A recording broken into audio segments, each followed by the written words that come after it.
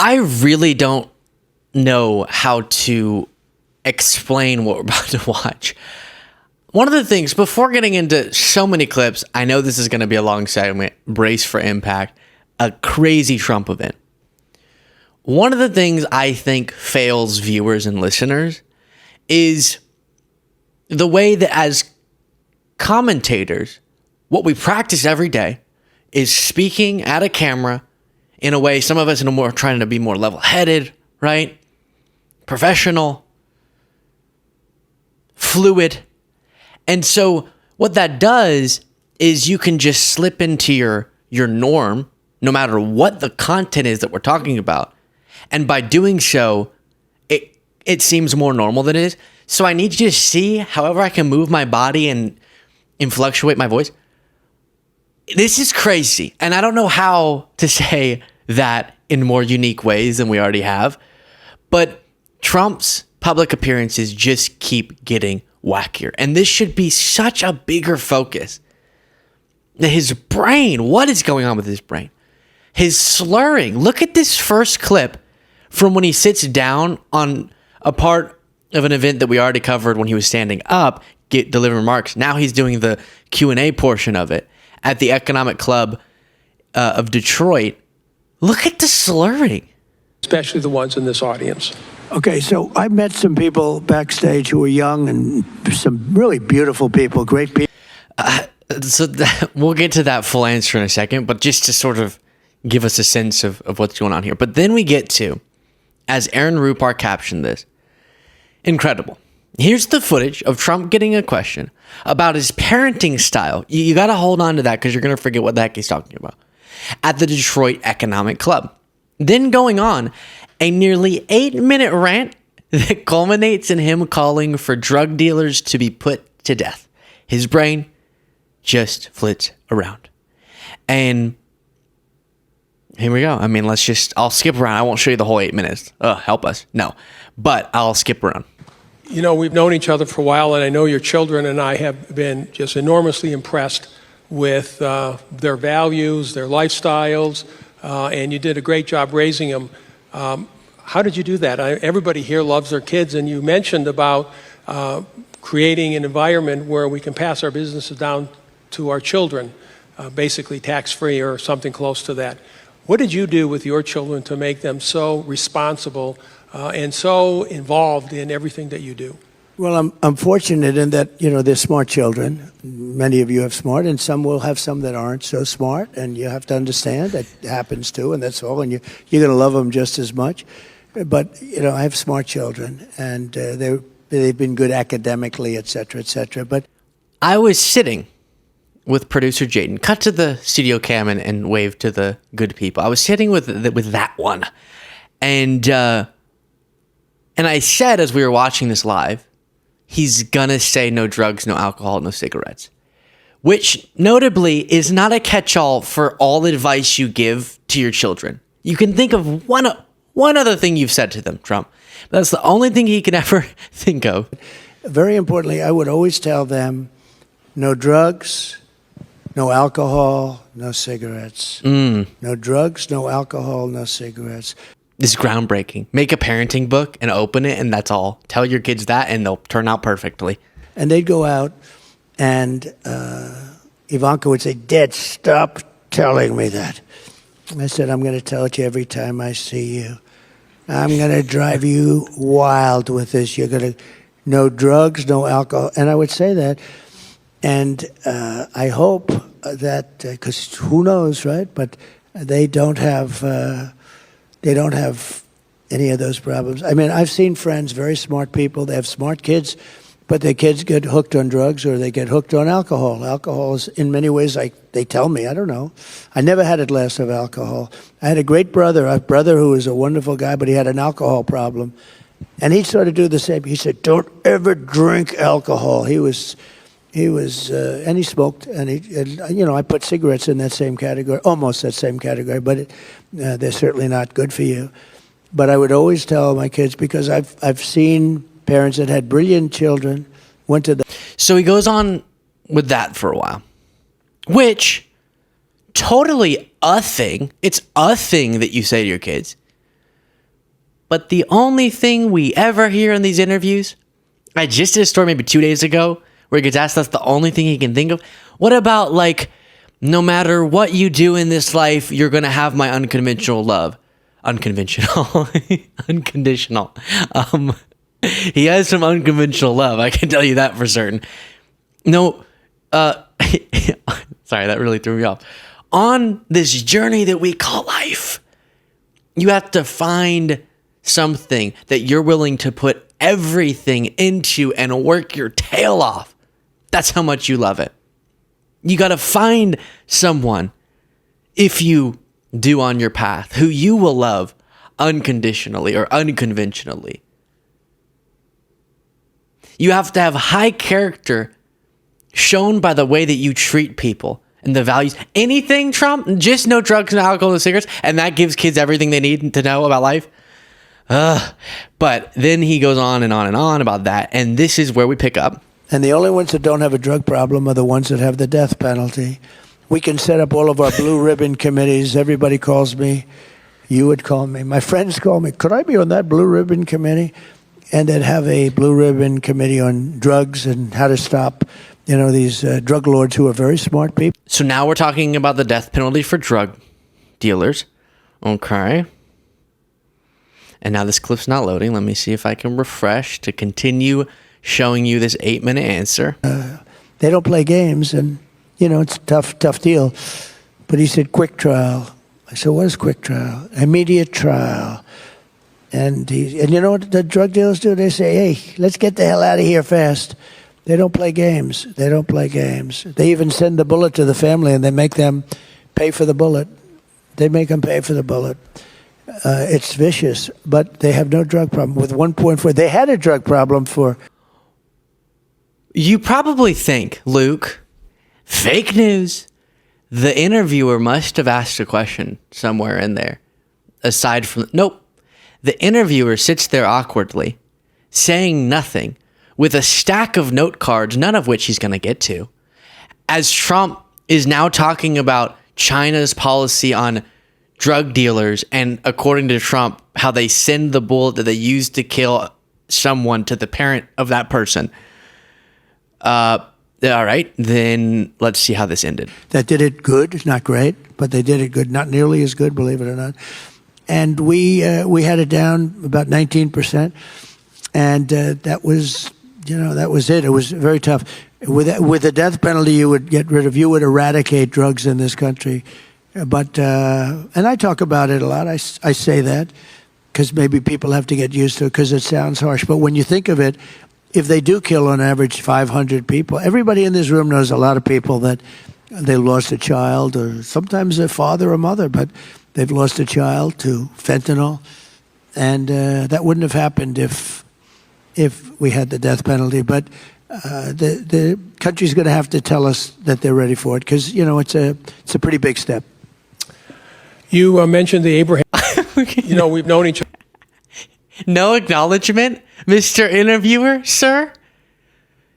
You ask, what advice do you give to your kids to make them so wonderful? We all want to be the Don Jr. in our lives. And his answer is no drugs and alcohol, no cigarettes. A lot of people are addicted to drugs, true. Drugs, bad. Xi Jinping, awesome. Death penalty. But are we going to do it? Maybe not. The country might have to decide.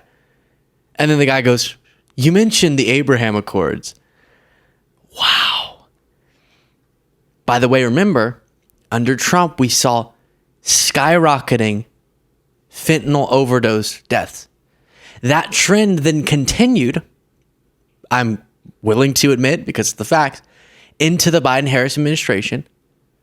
And then we just saw last year, the first year, where year over year, there was a decline in fentanyl overdose deaths. So a severe problem, no doubt. But this politicization by Trump and MAGA, pretending like this is Biden's fault or Harris's fault because they opened the border or something, is inaccurate. If you lie about the problem, you clearly don't care much about honest solutions. But I can't spend too much time on that because there's so much more from this. So let's keep going through it. Trump also is obsessed with Barack Obama all the time. as shown by this. If I were named Obama, I would have had the Nobel Prize given in 10 seconds. He got the Nobel Prize. He didn't even know what the hell he got it for. Remember, he got elected. Well, so did I. He got elected, and they announced he was. Anyone in this room know what he just said there? Well, so did I. Well, so did I. He got elected, and they announced he was getting the Nobel Prize. Remember, he said, "Oh, what did I do?" He didn't know what the hell he did. He got the Nobel Prize for doing nothing. For getting elected, but I got elected too. And, if I think of that, we did something, the Abraham Accords, unprecedented. Nobody thought it was possible. And I'm not saying want or not. I'm just saying if it was anybody else, liberal, Democrat, they would have had it before the damn thing was even signed, So there has to be fairness, and I don't care, but I'm not looking for it. I'm not politicking for it. I'm just saying that there's a lot of unfairness in this world, and I think if... I'm not saying I want it, I just should have gotten it. But I'm not saying I should have gotten it because it's me. I'm saying anybody else would have gotten it if they were a liberal Democrat. It's not a big deal. It's just really unfair. If it were fair, I would have gotten it, but it's fine that I didn't get it. Trust me, I don't care. I don't care about the Nobel Peace Prize. But if my name were Obama, gosh, I wish my name were Obama. It is stunning to think about how this whole Trump and politics thing came from Trump's ambition to be Obama. He wishes he could be Obama. That's why he was so slighted when Obama insulted him in 2011 at the dinner. That's why Trump ended up getting into politics. And to this day, Trump can't get over how the size of Obama's crowds is bigger. As Obama mocked Trump for.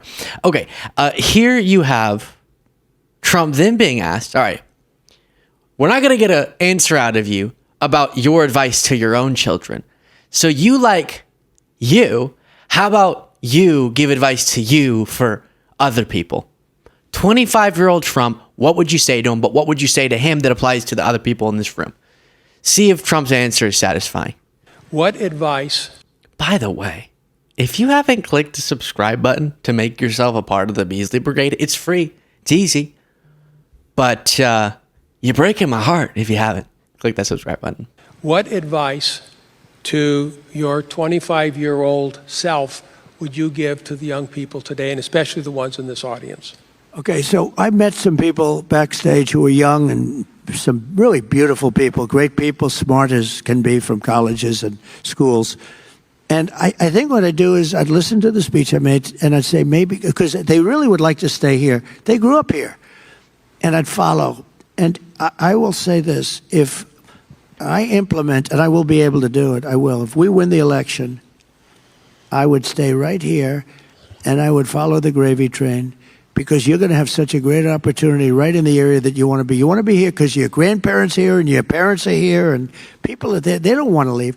They've been forced to leave this area because of politicians that didn't know what they were doing. I would say stay tuned for a little while. Let's see what happens in the election. This area will be thriving like probably almost no area in the country. I think this area will be one of the hottest areas in the country. So I guess Aaron Rupar says that the advice he gave is telling them to listen to the 2-hour speech that Trump gave at this event. And that if Trump wins, you'll be good. Otherwise, I can't advise you because you're... Okay? It's all over for you. Then he's really fascinated at the same event with the word grocery. Does he know what grocery means? I have more complaints on grocery. The word grocery, it's sort of simple word, but it sort of means like everything you eat. The stomach is speaking. It always does. And I have more complaints about that. Bacon and things going up, double, triple, quadruple. As part of this effort, I will... And then he's back on teleprompter. It's weird to define grocery, right? It sort of means like everything you eat. Okay. Cool. Yeah. We know what grocery means. Then he's really impressed with Elon Musk, so he says this. It's a very big plant. Many countries, they do that. And Then all of a sudden you hear that they're leaving Milwaukee or they're leaving wherever they may be located. It's very sad to see it. And it's so simple. I mean, this isn't like Elon with his rocket ships that land within 12 inches on the moon where they wanted to land. Or he gets the engines back. That was the first I realized. I said, who the hell did that? I saw engines about 3-4 years ago. These things were coming, cylinders, no wings, no nothing. And they're coming down very slowly, landing on a raft in the middle of the ocean someplace with a circle. Boom. Reminded me of the Biden circles that he used to have, right? He'd have 8 circles and he couldn't fill them up. But then I heard he beat us with the popular vote. I don't know. Couldn't fill up the 8 circles. I always loved those circles. They were so beautiful.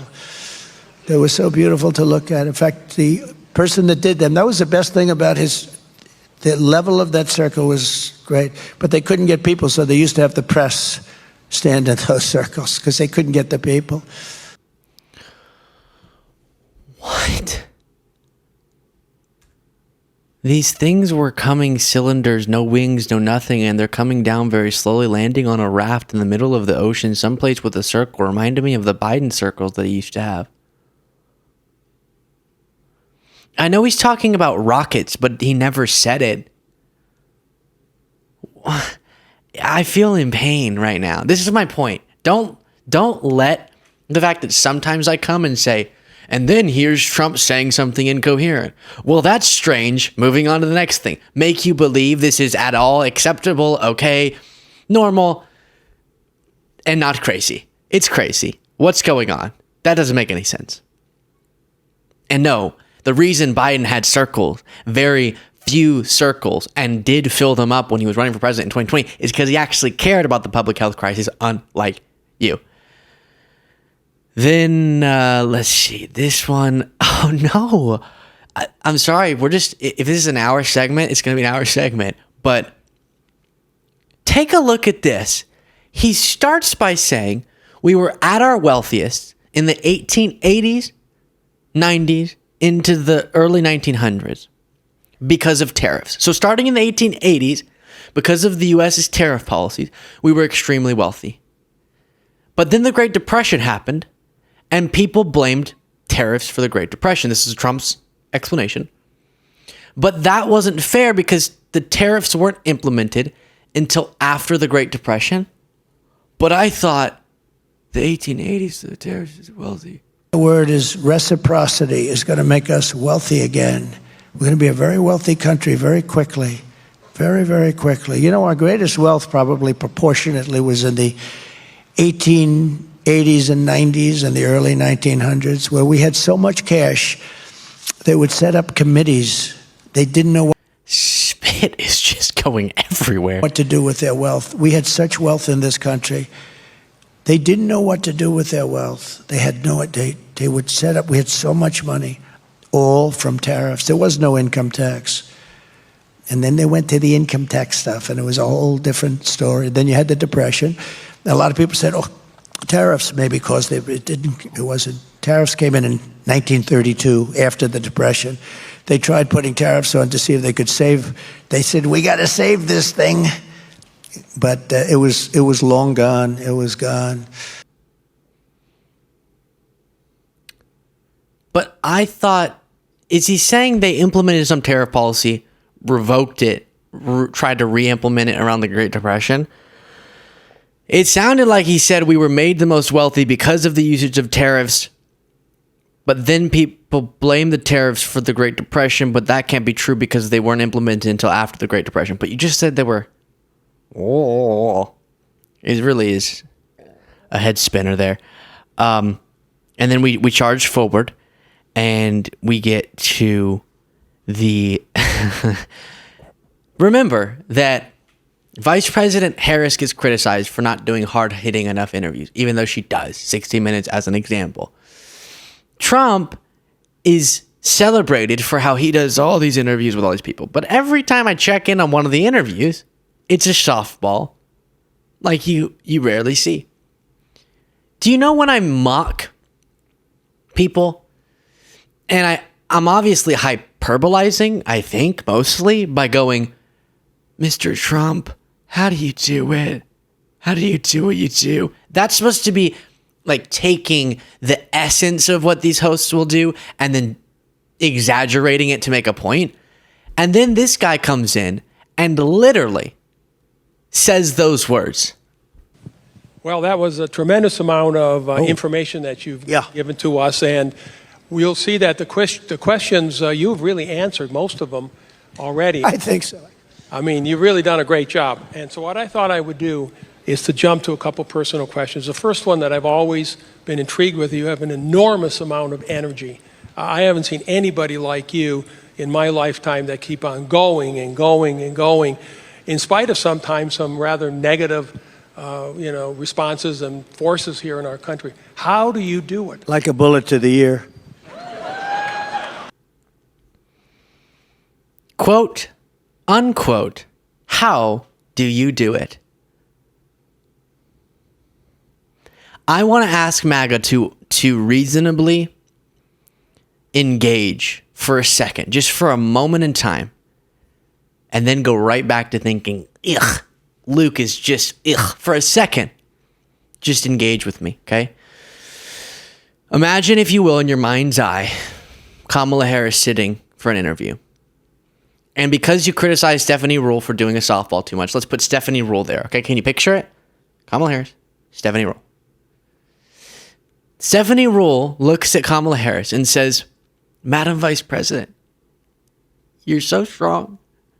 How do you do it? Open your eyes, MAGA. How do you feel? What would be the media reaction? What would the online MAGA accounts be saying? Oh, MSNBC, it's all rigged. But Trump does hard-hitting interviews. When he's asked, how do you do it? That was my joke. And he actually said those words. Oh, gosh. Just to close this off on something beautiful, take a look at this. Mr. President, have you spoken with former President Trump at all?